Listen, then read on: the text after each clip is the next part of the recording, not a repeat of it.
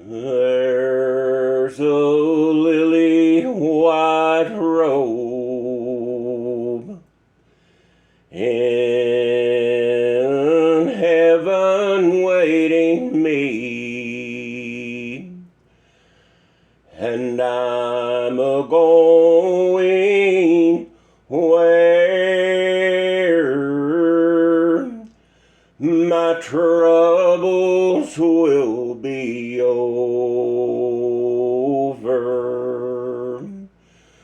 will be over, will be over. I'm a-going where my troubles will be over. Come, my loving fathers, and don't you want to go? I'm a-going where my troubles will be over, will be over, will be over. I'm a-going where my troubles will be over. Come, my loving children, and don't you want to go? I'm a-going where my troubles will be over, will be over, will be over. I'm a-going where my troubles will be over.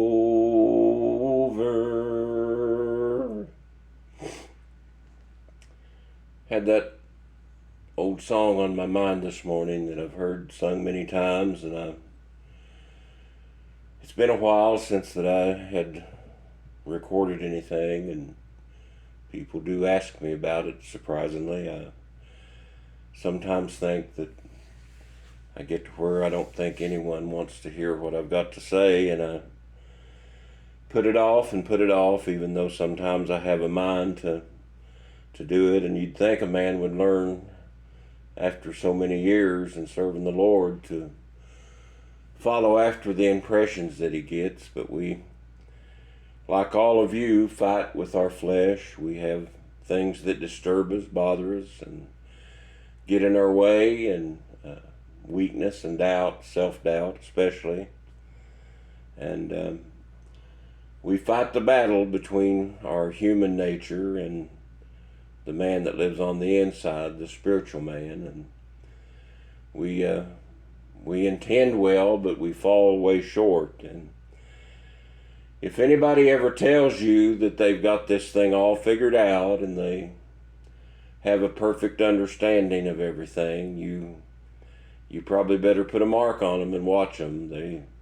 They are a bad fool. The Bible teaches that when a man thinketh he knoweth something, he knoweth nothing like he ought to know. So we know our shortcomings this morning. We really have just had a few thoughts on our mind. We don't know what we might say. We know some prepare, and I do believe in reading and preparing ourselves. But as far as having an outline to go by. I do not, and never have, and it's how I know. As me and a friend talked the other night about the different practices of the different churches, and this way is all I've ever known, and I love this way. I love the way that God has set up. I'm not going to criticize and tear down other people. There's far too much of that in the world that we live in. We live in a world, I heard a man say on TV today that we live in a world of prison of two thoughts, that it's impossible to hold two thoughts. We get our opinion, and we're so stuck on our opinion that we don't even hear the other people's opinion. And that's why that we see that the world is in so much tumult and trouble, problems everywhere breaking out. Nobody's listening to one another. Everybody's got an opinion and everybody's got something to say, but no one's listening. No one's stopping to take the time to understand maybe what life is like through the other person's eyes. And so I've learned a lot in my years as a Christian. I guess probably when I first started out, I was pretty hard on some things and had my mind made up, and I believed it just because so-and-so believed it.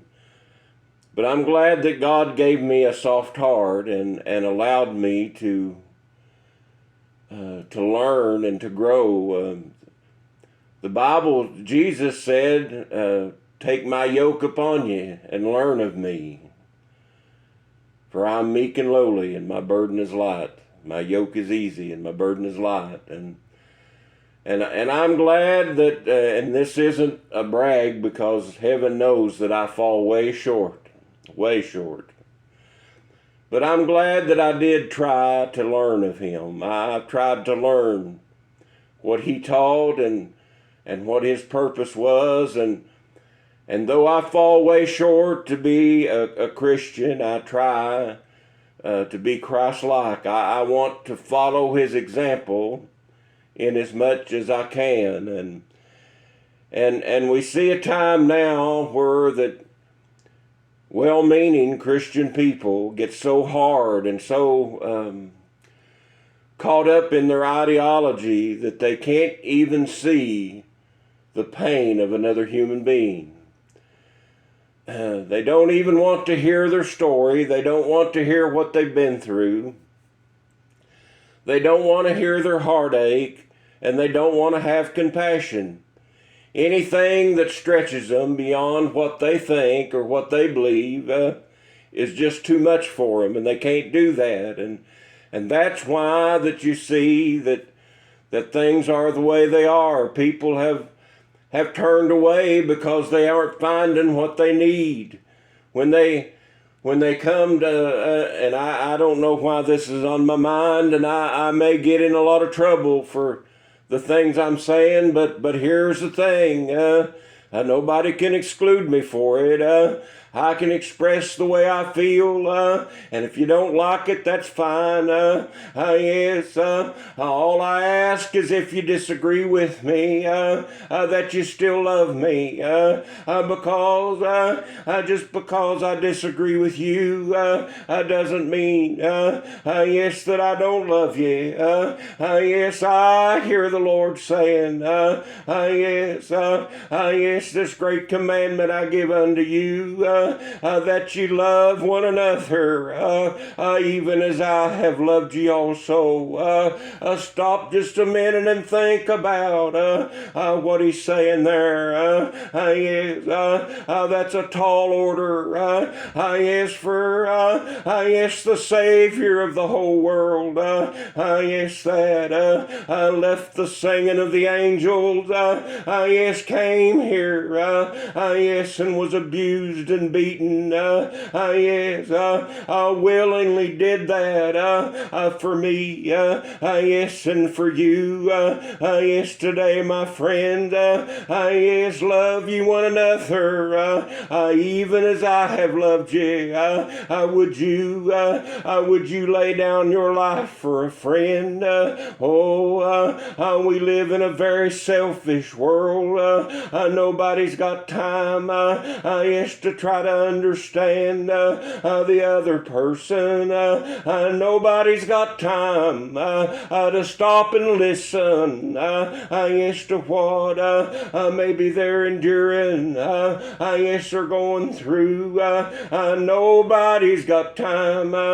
Yes, I heard saying one time, yes, that some people get so heavenly minded that they're no earthly good. Let me tell you something today, my friend. What time, yes, if you are a Christian, what time you walk here on the earth, yes, you are a representative, yes, for the King. Yes, Paul said he was an ambassador, yes, of Christ. Let me tell you, when I meet people here, yes, in this world, I don't want them to walk away and say, well, if that's a Christian, I don't want anything to do with that. I know, I believe we're to be kind, tender-hearted, yes, and even if it's the worst and dirtiest sinner, we're supposed to extend love, yes, and kindness and understanding. I love ye one another as I have loved ye also.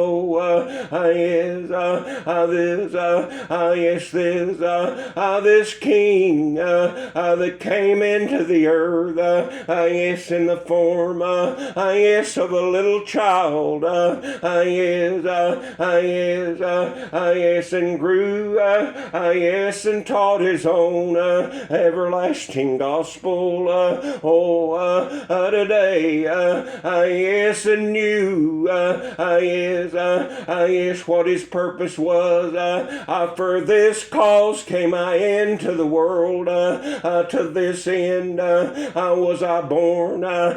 He knew what, yes, they were going to do. Yes, he knew that he'd, yes, be, yes, that Judas would turn his back on him and turn him over. He knew that he'd be beaten, yes, and yes, even the dry beard plucked from his face. Can't you just see, yes, in your mind, yes, as they thrust a crown of thorns down on his head, yes, and blood trickled down, yes, his bruised, yes, and bloody face. Today, he did that for me. He did that for you. What love did he have? What love did he have for mankind that he would lay down? Yes, his very life. Yes, greater love hath no man than to lay down his life for his friends. Let me tell you, folks, yes, I've seen a lot of things in my life. I've experienced people that said, I'm your friend, but when trouble comes, there's nowhere, yes, to be found. But I want to tell you, this friend named Jesus, he's never left me. He's never forsaken me. In my loneliest and my darkest hour, he's been right there, and he can be there for you. Oh, my friend, today, yes, let me tell you, we're not supposed to be abusive to one another.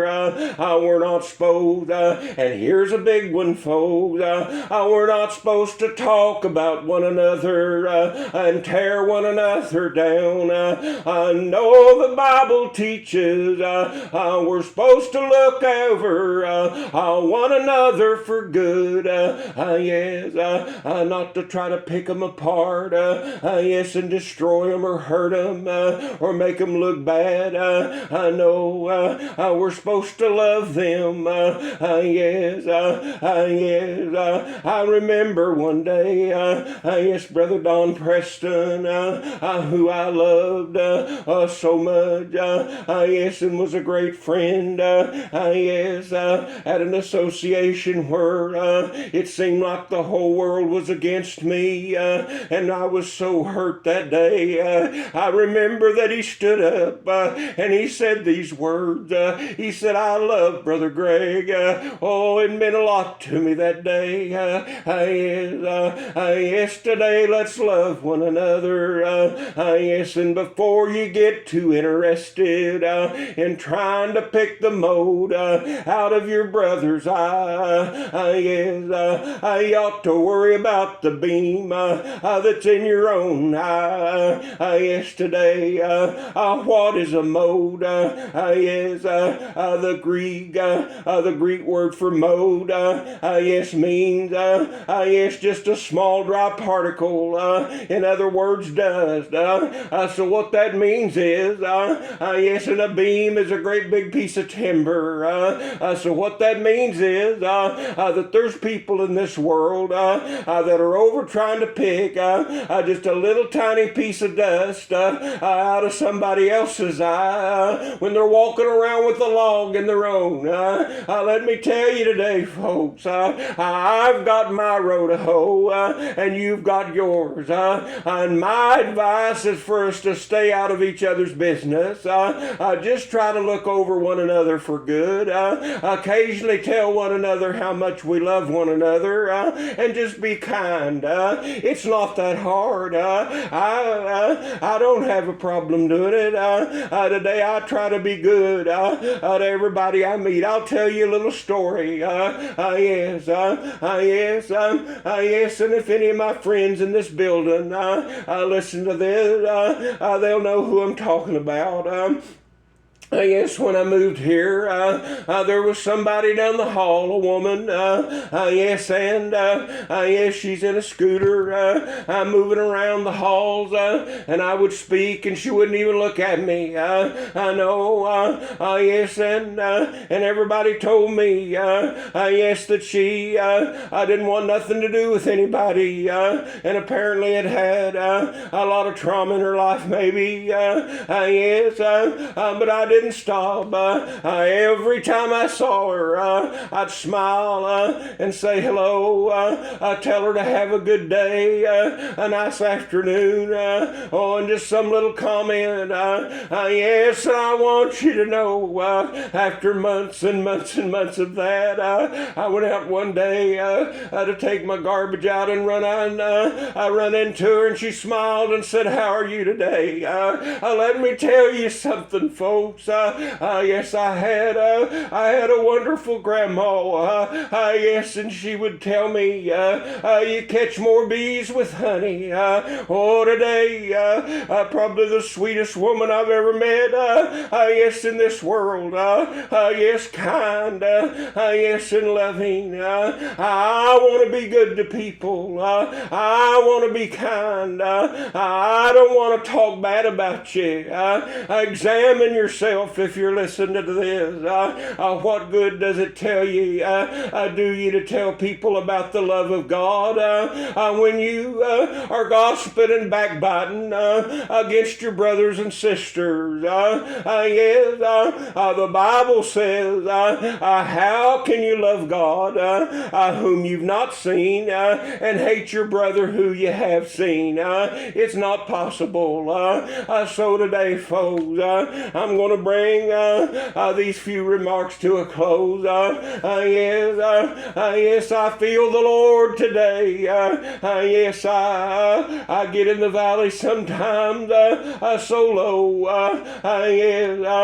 Yes, and I struggle. Yes, and I try. But I'll tell you, I believe that I've got one, yes, in charge of my life, who will take care of me and guide me and love me and lead me.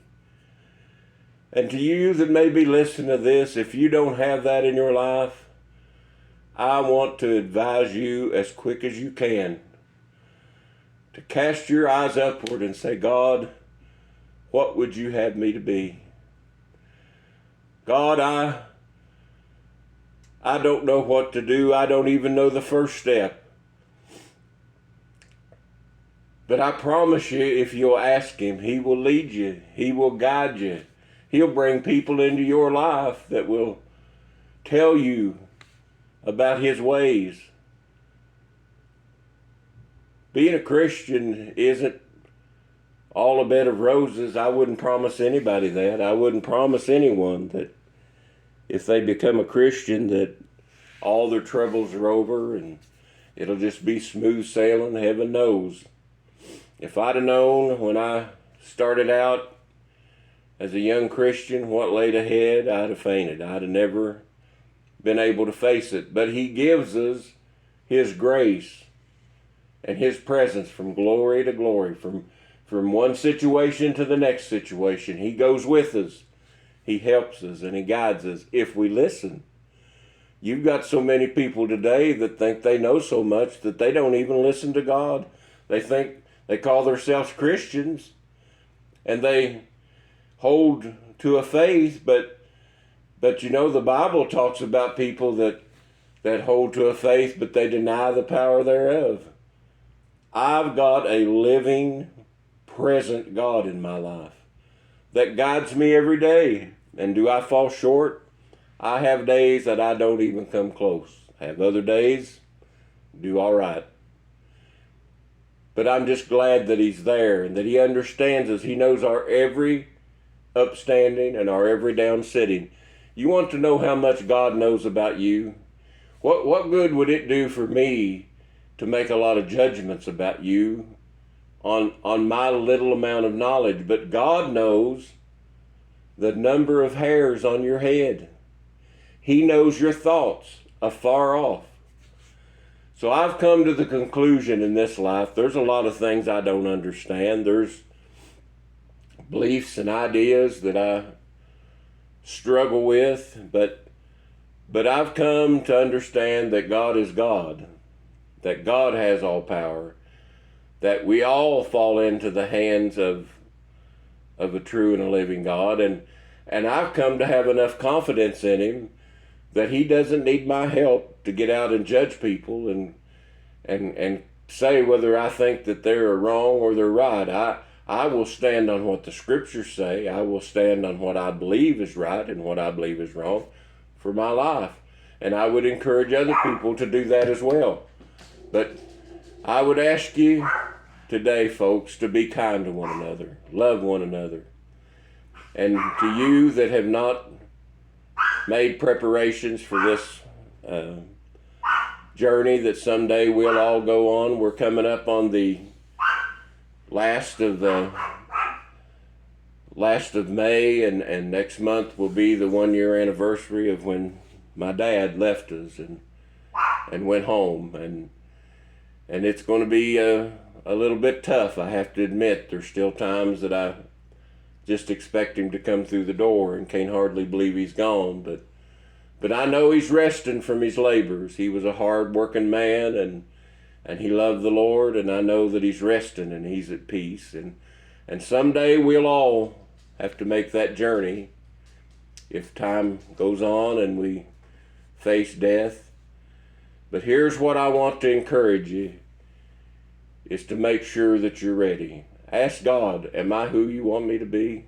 And I promise he will lead you and guide you. So I thank you and for listening, and I love you. Excuse my dog. She had to get in on the action just a little bit, but that's all right too. It's just the way things are here. So thankful for another day. So may God bless each and every one of you.